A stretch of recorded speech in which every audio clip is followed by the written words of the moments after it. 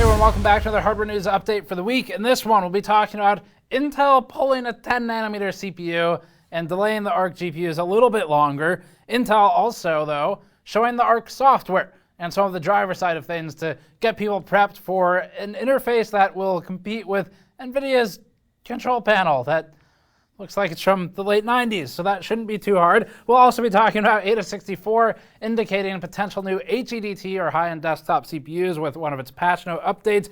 AMD working on the RX 6950 XT, 6750 XT, and 6650 XT GPUs, which are refreshes to the existing lineup. So that'll be new competition in the GPU market, and a couple of other things like AMD's GPU drivers overclocking CPUs. Before that, this video is brought to you by Squarespace. We use Squarespace for our own GN store and juggle complex multi-piece orders all the time with it. Squarespace makes it fast for us to roll out new products with detailed pages full of galleries, videos, and descriptors.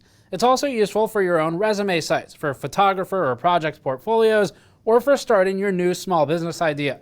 There's never been a better time to try and start your new business than right now, and we can vouch that Squarespace makes it easy. Visit squarespace.com/gamersnexus to get 10% off your first purchase with Squarespace. So quick GN Store update first. The 3D coaster packs with PC component designs are back in stock and shipping. If you back-ordered one previously, it's already on the way to you. It may have even already arrived, depending on where you are in the world. And anyone ordering now, it'll also ship immediately and go out the door. So these were so popular when we launched them that they sold through in just about 36 hours. And we ordered a mountain of them this time to make sure we could hang on as long as we could for demand. We've already sold through half with just back orders though, so if you want to get one, you should place an order quickly because we are going to run out before the next run gets in. But these are coasters designed with a 3D component layout, so you can see one of them, for example, is a GPU layout where it's got GPU silicon, it has some VRAM flanking the outside of the silicon, and it can obviously, like any of these, support drinks, catch spills, very easy to clean, and high quality materials for them. We also have, this one has been a fan favorite, the fan for the coaster. Super cool design actually, because it's got a gradient sweep down to it, but all the points come up to the same height, so it supports a glass without any issues, but it doesn't look like it would. It creates this cool optical illusion while also representing a PC case fan.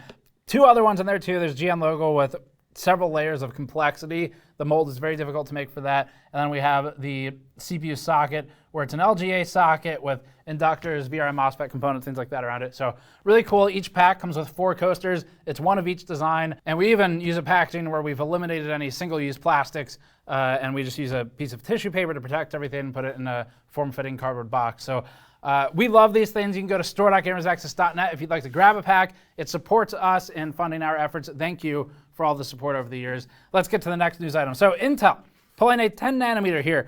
If anyone remembers 2015, Intel is going to have 10 nanometers then in a year, in 6 years. We might be back in that camp, but after having missed the mark a little bit on the Arc GPUs, originally Intel next announced that it would have laptops ready for Q1 of this year, which is over now. Now it's Q2. So upon realizing that Q1 was now over, a user on Twitter asked at Intel Graphics, quote, "But when can we actually buy them?" Talking about the Arc GPUs and laptops. Intel support replied and said, quote, "Hi, laptops with Intel Arc will be available for purchase by the end of the second quarter of 2022. We suggest you follow our newsroom for all the updates." As expected, Intel immediately received pushback from the Twitter community, calling the Q1 2022 date things like, quote, "bullshit," among other things that are all very nice. So apparently panicking internally, Intel sent out this tweet, quote, "Apologies for the confusion. We had incorrect information. Samsung systems with Intel Arc graphics are available now in Korea and will scale to other regions. Additional OEMs and other regions will have systems in the coming weeks." In a way, this feels like past Intel launches. Actually, AMD's done this too. So they've both done this now, where it's more of a shareholder launch than anything else. They're still hitting the date promised. It's just with a very small quantity of products in one region of the world. And so they could tell the shareholders, we've done our job, we hit Q1 without actually really doing it at scale. Q1's over at this point, so quote, "in the coming weeks" from Intel doesn't imbue confidence in the launch, nor does Intel saying about itself, "we had incorrect information."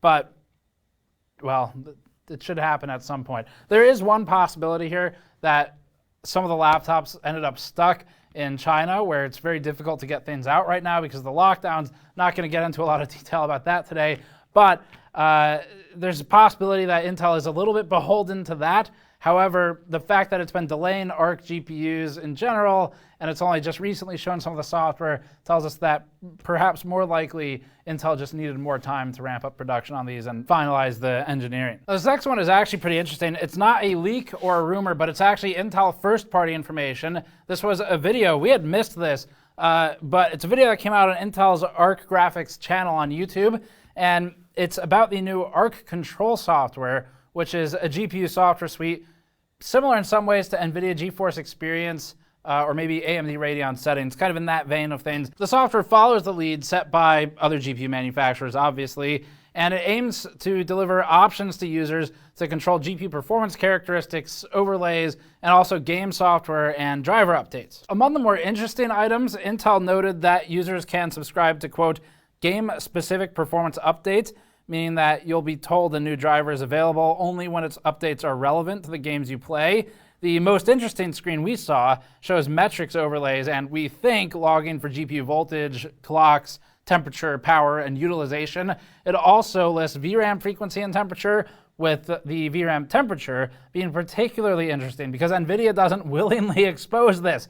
It's available, but it's not something NVIDIA goes out of its way to make available on its GPUs. Also listed, there's the utilization for different parts of the GPU, like rendering. So we hope Intel keeps things like VRAM thermals exposed because the modules these days, they all have temperature sensors. Knowing is just better for users who want to run their configurations optimally, make sure they're getting a partner model that isn't garbage. So being more transparent on memory thermals would be hugely appreciated, and it only stands to benefit a newcomer. And stuff like this, Intel seems to be aware. There's actually a post in the background of that video saying something about a new player enters or something like that. Seems to be aware that as the basically smaller, despite the company size, the GPU sense, it is not a force to contend with right now, is aware of its smaller stature in this market, and it seems like Intel is aware that it needs to do things a little more transparently, a little more openly, and try to make up for the lack of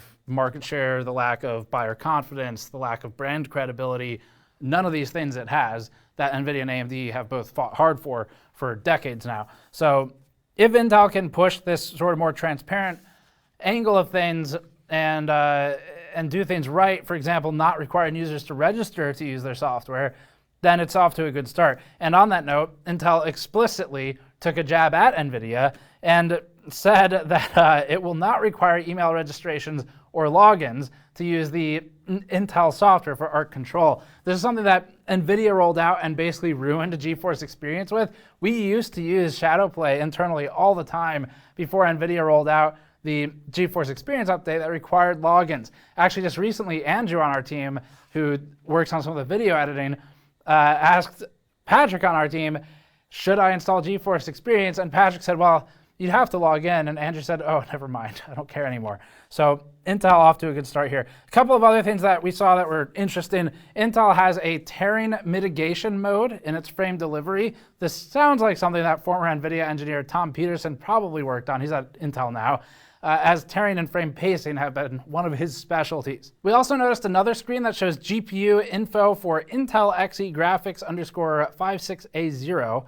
It has 16 gigabytes of memory, rebar support, and a playful vendor ID of 8086, a reference to Intel's first processors. They also had a demo for some studio tools, so these are in the buzzword creator category of things these days, and the initial demo for the green screen, virtual green screen, honestly looks pretty bad, but we'll evaluate it properly once it's available. So some ups, some downs here. We're looking forward to working on it, but this was actually a real first-party update. So it's starting to happen.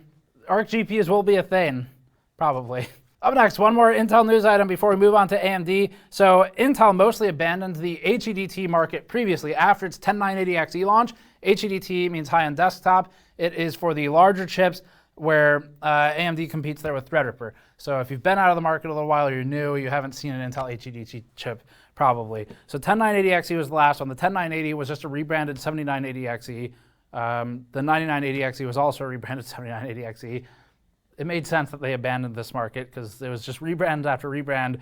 Once you're refreshing the refresh, it's time to just stop. So it looks like they're coming back. 8.64 Extremes patch notes for the April 8th beta release lists, quote, preliminary support for Intel Alder Lake X CPUs as one of the line items. AMD's most recent competitors in this region would be the Threadripper Pro 5000 series, but it doesn't have any non-Pro CPUs of its newest Zen architecture, so Intel may be competing alone here. As for Intel, we have to wait and see whether Alder Lake X is a true HEDT part or if that'll come in the form of Sapphire Rapids X instead, which would be maybe more standard for Intel. Up next in GPU rumors for this one, although it's likely to, this is basically gonna be real. AMD is refreshing its 6000 series GPUs, so these are going to be partial steps that are mostly focused on increasing the memory speed from 16 gigabits per second to 18 gigabits per second for the affected units. And as far as we know right now, there are no other changes beyond this. So the news is that the 6950 XT, the 6750 XT, and the 6650 XT will be the new parts.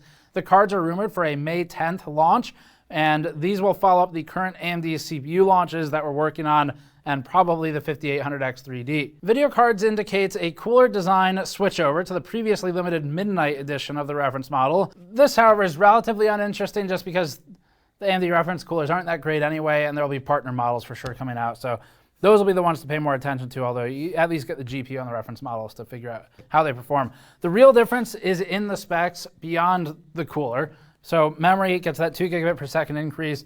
The capacity is rumored to be the same as on the original models. So that would be 16 gigabytes on the 6950 XT, 12 on the 6750 XT, and 8 gigabytes on the 6650 XT. The CU and the stream processor count are also rumored to remain the same. Another AMD news item as well, while we're talking about Radeon, the Radeon driver package, silently overclocking AMD CPUs. This is sort of a fun one, maybe not if it happened to you, but fun in the hey, that's weird sense of fun. Maybe not that fun. So to our knowledge, this only applied to Ryzen CPUs, does not affect Intel, and that's because the AMD Radeon driver package now allows you to do everything through it if you would like to do some CPU overclocking as well. So it has the ability to manipulate system BIOS, even though it was originally made just for GPUs.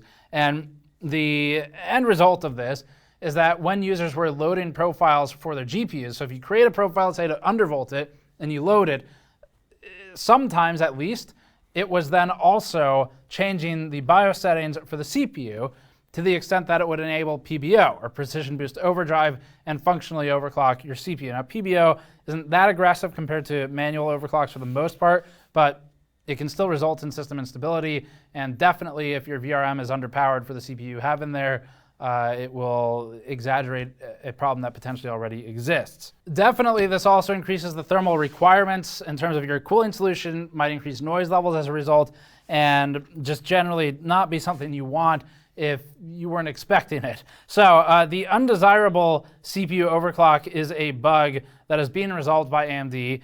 If you're using the AMD Radeon software suite that has CPU overclocking options within it, you may be affected, depending on your CPU and how you use the software and interact with the buttons. AMD provided the following statement, though, to Tom's Hardware. It said, quote, "We are aware of an issue in the AMD software suite that is adjusting certain AMD processor settings for some users. We're investigating the issue and we'll share information as soon as we're able." Intel has another new product on the way. As you all know, its NUC computers have cool names, like Hades Canyon, Devil's Canyon, Beast Canyon, Dragon Canyon, and it's continuing that trend of cool names with its new NUC mini PC called Wall Street Canyon. Nothing represents Wall Street better than a chasm devoid of hopes or dreams for anyone. Features of Wall Street Canyon include buying out your own home and renting it back to you for a price that is untenable, begging for money every time it makes a mistake, a new consequence avoidance algorithm and subroutine, and then, most importantly, crashing to desktop every time you visit GameStop's website. Patch notes list a known bug with Intel's Wall Street Canyon systems where it will occasionally bankrupt the entire economy, but there is a known fix for this already. If you plug your Wall Street Canyon computer into a nearby printer, it will automatically begin correcting for this error and resolve it as long as there is sufficient green ink. Next, Porsche. Speaking of money, Porsche made an $1,800 monitor. This is actually becoming somewhat common. Porsche also collaborated with Thermaltake on some of its gaming chairs previously.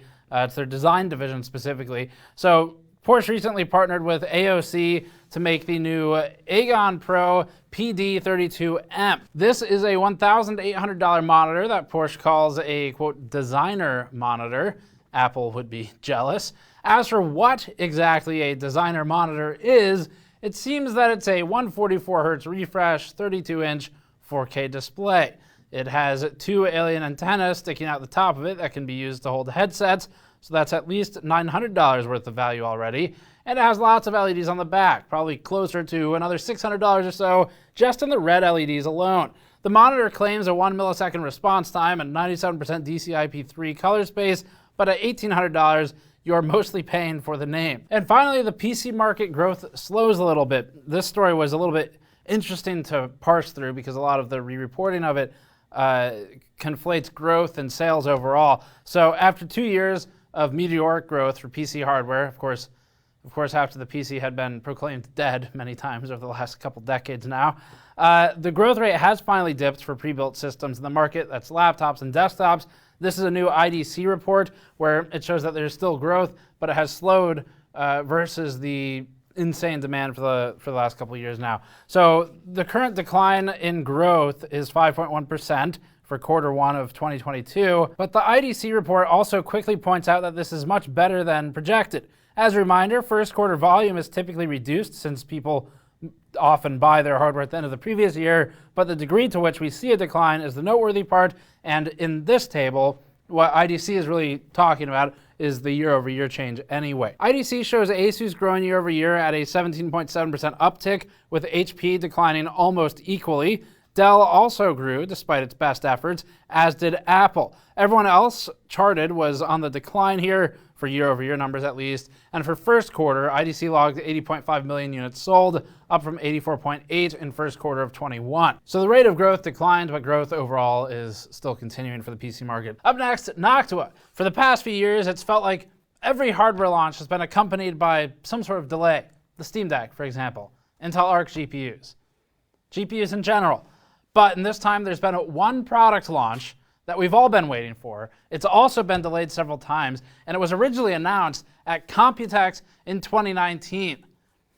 Noctua's Chromax white fans. That's right, Noctua is finally launching. Oh no, wait, actually it says they're delayed again. It's no understatement that when Noctua first announced its Chromax white fans at Computex in 2019, everyone wanted to do a wellness check on Noctua to make sure it was okay. It was deviating pretty hard from its usual beige and brown color scheme. It had recently introduced black fans, and then it introduced different colors for rubber ornaments that you could put on the fans. So we all became a little bit worried about it, but now it's clear that this is just an experimental phase for Noctua. It wants to try new things that are dangerous and risky. And honestly, every day without these new pure white Noctua fans has been living in pure hell for us. We've been looking forward to these fans because our assumption is that they're color changing. They start as pure white and then they become the nice beige-ish yellow sun-aged color that we normally see in Noctua's fans. So if it works like we think they do, they're almost like chameleons, except they only turn one color, which is brown and beige. And we don't have enough data yet from our fan testing machine to know exactly how much of an impact the color of the fan affects the performance, but we'd assume it's significant. As we all know, LEDs, when they went from red to blue, created a significant reduction in the performance of the components that they were attached to. It was tragic. Glad we're on RGB now, where you can just run it in R, because that's better for performance. Anyway, when we last covered these fans, they were supposed to launch in Q4 of this year, along with the updated Noctua NHD15 cooler that we really want to test. The fans now, though, have been pushed back to Q1 of 2023. To give Noctua some credit here, it's definitely better to just delay things if they're either not ready or they're not going to be able to meet production targets, if they think there's going to be demand that requires more to be made, than to just ship early and have something that's not good or not quite the right color. Maybe they have some sort of batch issue where run to run they're different. Either way, hopefully there's a good reason for it. We're okay with delays as long as it's reasonable. but Noctua has been delaying quite a bit for products that seem relatively simple.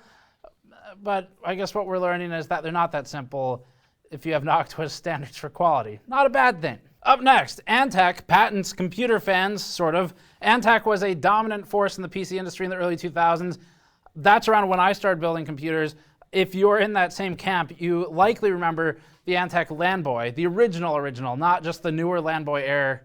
Newer, it's like 8 years old now, but the original Landboy, which was a silver case with an acrylic window cut into it. It had this little push-out tray that stored screws and things. You shouldn't put screws in it, it'll fall into the case. Ask me how I know. But that was a revolutionary approach to case design. Antec was, as far as we know from interviews with former employees, right, the first company in computer cases to start doing box art for cases beyond just a brown box that says computer case or ATX case or whatever on it.